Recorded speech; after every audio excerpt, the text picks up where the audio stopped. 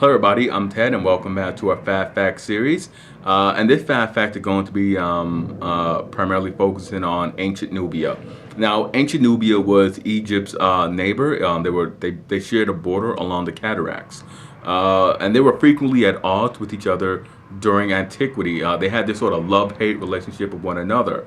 But they also had this very symbiotic relationship in which they shared many of the same cultural institutions. They definitely shared that same cultural heritage that arose in the Nile River Valley in antiquity. They traded frequently with one another. Egyptian grain, Egyptian glass, and other finished goods from Egypt were traded in Nubia for gold, ivory, ebony, animal hides, metal goods, iron goods were all exchanged along the points of contact along the cataracts. Now, Nubia, first and foremost, was a source of gold for Egypt. Egypt did not have any metals, but they're from antiquity been very lucrative gold mines in Lower Nubia. So a lot of that. So basically, all of the gold that you see in Egypt in those amazing tomb finds, they were all sourced from Nubian gold. Now, Nubia also was attractive to the Egyptians, not just for the gold and those trade goods, but also because it became a sort of hunting ground for soldiers for the Egyptian army. Nubia became famed for its archers, and one of the names that the Egyptians referred to Nubia as was Ta Seti, the land of the bowmen. Now, those Nubian archers were recruited for service by Egyptian kings for service in the Egyptian army.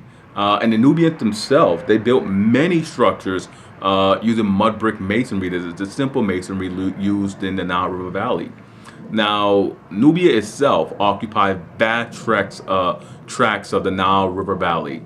Nubia traditionally has been defined as extending from the fourth cataract in the Nile all the way down to Sai. Now, early Nubian civilization centered on the raising of cattle and practicing agriculture. And complex society arose in Nubia somewhere between 5,000 and 4,000 BCE. The earliest urban center that we know of in Nubia was a site called Kerma. And Kerma was settled by small bands of people who lived along the Nile River Valley. But Kerma never developed writing and relied primarily on cattle raising.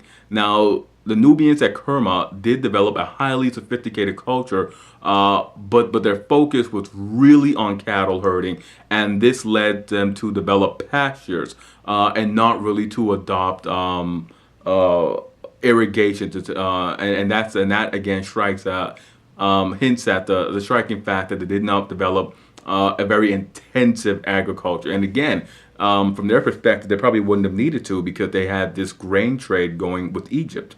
So we'll break here. We'll cut here on this sort of fact on ancient Nubia. We don't want to delve into too great of a lecture on it. There's already a lecture on ancient Nubia. But hit like, subscribe, and comment. Let me know what you thought about this fact regarding Nubia. And as always, I am Ted, and I'll see you guys next time for another fast fact.